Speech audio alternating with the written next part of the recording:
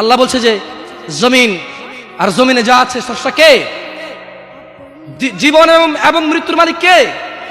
রাত এবং দিন কার হুকুমে হয়? আল্লাহ বলছে যে তোমরা অল্পই কৃতজ্ঞতা প্রকাশ করো।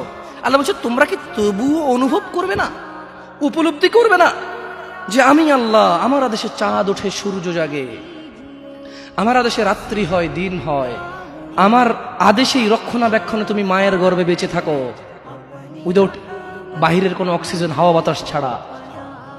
আমি তোমাকে 10 মাস, 9 মাস, 11 মাস, 8 মাস, 7 মাস, যাকে আল্লাহ যতদিন পেটে রাখে, 10 মাস 10 দিন এটা সঠিক তথ্য নয়।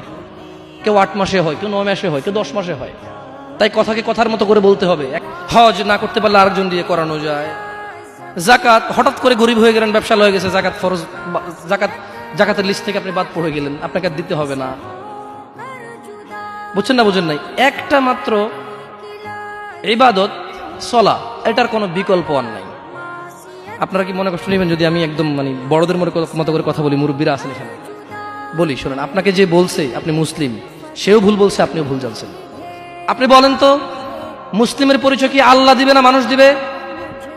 মানুষের মধ্যে কি মুহাম্মদ সাল্লাল্লাহু আলাইহি সাল্লাম দিবে নাকি অন্য মানুষ দিবে?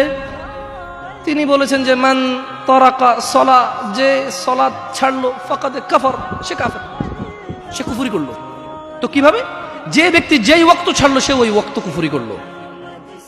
একেবারে ধরেন ফেরাউনের মতো না, নমরুদের মতো না যে কাফের হয়ে গেল। নো, যে আসর পড়ে নাই তার ঈমান চলে যায়, মাগরিব পড়লে ঈমান আসে।